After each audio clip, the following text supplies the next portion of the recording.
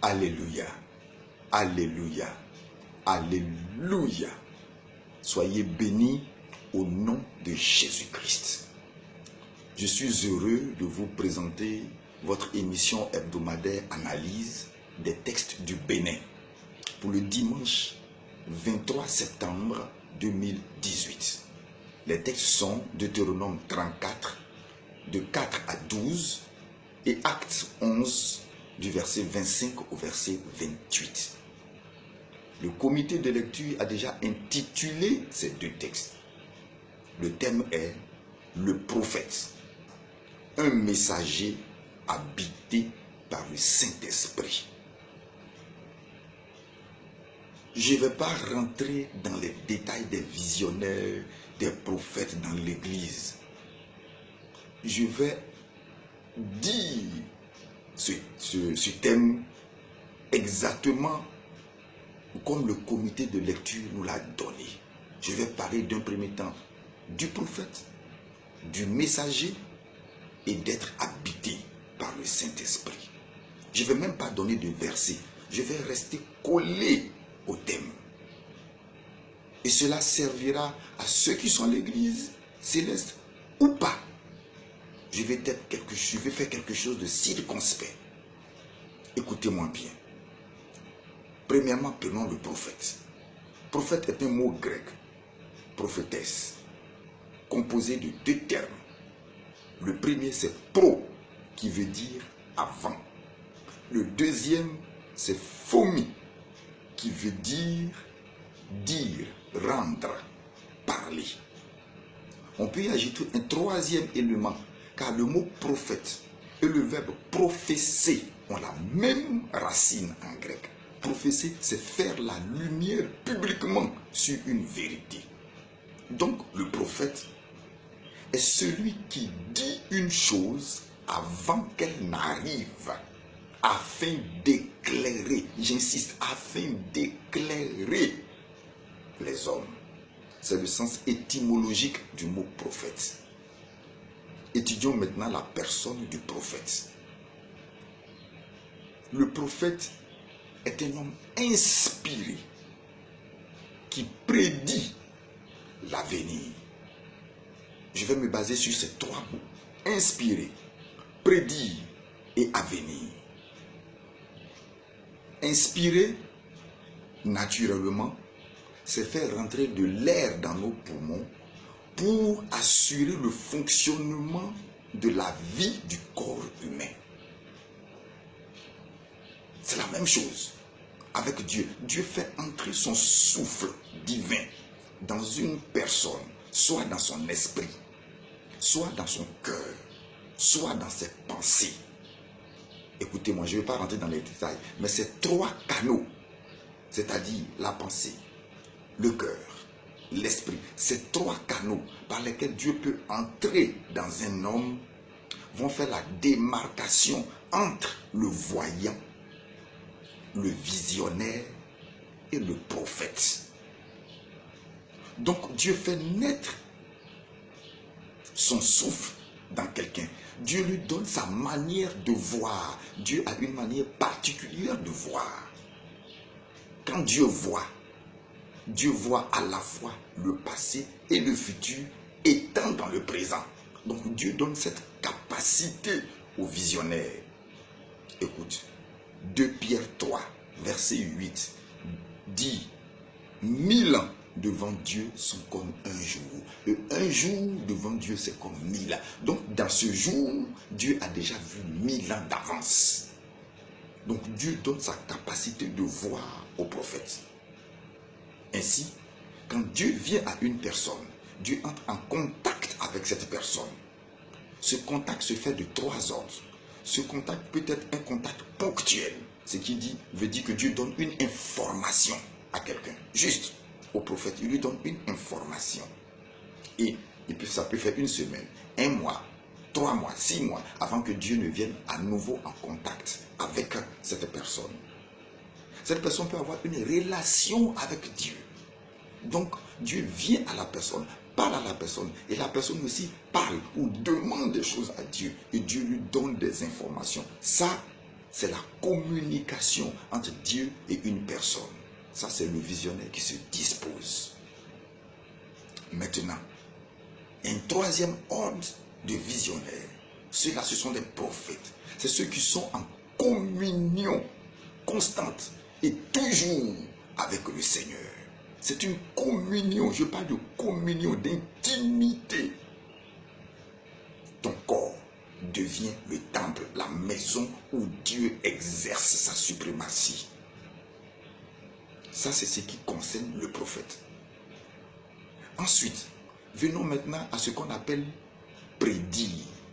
C'est dire avant que la chose n'arrive. Donc, le prophète dit avant que la chose n'arrive. Et la Bible nous dit, si quelqu'un dit et que la chose n'est pas arrivée, que cette personne est une personne menteuse. Tu m'entends bien? Qui ne dit pas la vérité. Ce n'est pas un vrai prophète, c'est un menteur. Ensuite, il y a avenir. Avenir, ce sont des choses qui sont cachées, que le prophète révèle. Donc, il révèle la vérité cachée, pas dans le sens de détruire, mais dans le sens d'éclairer pour que nous sachions comment avancer. Voilà ce qui concerne le prophète. Maintenant, regardons le messager. Le prophète est un messager. Regardons le mot messager. Le dictionnaire nous dit que le messager, le prophète messager, est celui qui porte la parole de Dieu. Oui, il ne fait que la porter, c'est-à-dire la transporter. C'est tout. Le prophète transporte la parole. C'est comme une voiture qui transporte tes bagages. Le prophète n'a pas le droit de déformer le message. Il n'a pas le droit d'ajouter quelque chose au message. Il n'a pas le droit d'y mettre ses propres sentiments.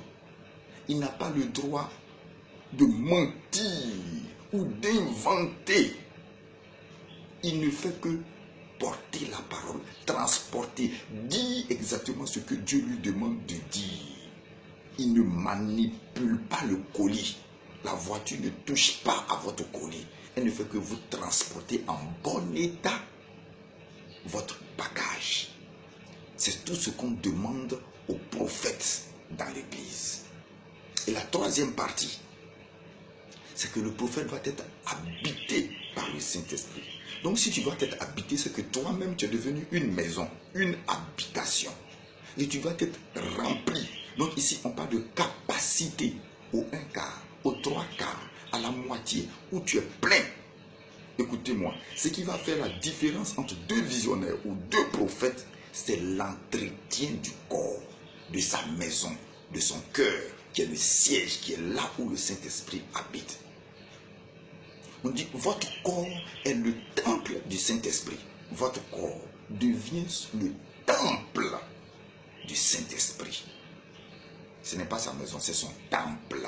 Quand il vient à toi, il est en train de rentrer dans son temple. Maintenant, toi, tu peux prendre ton corps pour l'utiliser pour autre chose. C'est ton corps. Mais quand le Saint-Esprit vient, ça devient son temple. Écoute-moi bien. Combien de fois tu balais cette maison? C'est-à-dire, tu utilises la parole de Dieu. Balayer la maison tous les jours. C'est prendre la parole de Dieu, méditer la parole de Dieu, regarder dans la parole de Dieu, plonger ses regards dans la parole de Dieu. Combien de fois tu laves la maison? Ça, c'est la prière. Combien de fois tu nettoies la maison? C'est la confession. Pour un prophète, la façade de la maison et le salon sont le lieu qui sont le plus visités par des visiteurs. Ceux qui viennent chez toi, ils ont accès à ton salon. Ça, c'est ton corps. Dans la maison, la chambre à coucher, c'est ton intimité, c'est ton cœur. Qu'est-ce que tu mets dans ce cœur? Les toilettes. Les toilettes dans une maison ont un très grand rôle. Ça représente notre partie sexuelle, notre partie génitale. Là où on s'en va se laver, se découvrir, se mettre nu. Donc les toilettes, c'est notre partie génitale. La cuisine, c'est où tu vas préparer. Qu'est-ce que tu mets? La médisance dans ton cœur, les palabres dans ton cœur, la jalousie dans ton cœur. C'est ça. Là où la cuisine, c'est où tu t'en vas préparer. Je te parle de la maison, je te parle du prophète, du visionnaire. Et les portes et les fenêtres, c'est ta bouche et les oreilles, est-ce que tu les fermes quand il faut? Est-ce que tu l'ouvres quand il faut? Est-ce que quand tu ouvres ta bouche en tant que prophète, c'est pour édifier la maison, le temple de Dieu? Est-ce que quand Dieu ne t'a pas envoyé, tu fermes ta bouche et tu tiens ta position tranquille? Une maison est tout un ensemble. Et quand la maison est agréable, quand la maison est belle, bien décorée, bien entretenue, ça donne envie d'y passer du temps. Ça donne envie d'y passer du temps. Donc le Saint-Esprit aime passer du temps avec nous quand nous respectons toutes ces choses. Oui, je le répète, une maison propre et agréable donne envie d'y séjourner longtemps, d'y passer du temps avec ses amis ou avec sa femme, rester dans l'intimité. Qui parle d'intimité parle de connaître l'autre, d'échanger le plus souvent, de se découvrir, de se livrer des secrets. C'est comme ça qu'on grandit avec le Saint-Esprit. Voilà ce que le comité de lecture m'a demandé de vous dire. Mais j'y ajoute quelque chose de particulier pour les visionnaires. Le rôle du prophète dans une église se trouve dans 1 Corinthiens 14, verset 3. Celui qui parle en langue s'édifie lui-même, mais celui qui prophétise construit, édifie, c'est-à-dire met pierre sur pierre, édifie l'église, exhorte l'église, console l'église. Voilà le rôle du prophète. Édifier, exhorter, consoler. Il vient pour guérir. Il ne vient pas pour diviser ou pour mettre de la zizanie ou pour renverser les choses. Non, ce n'est pas le rôle du prophète. Frère, sœur, que Dieu te bénisse à l'écoute de cette parole. Au nom de Jésus-Christ. Amen.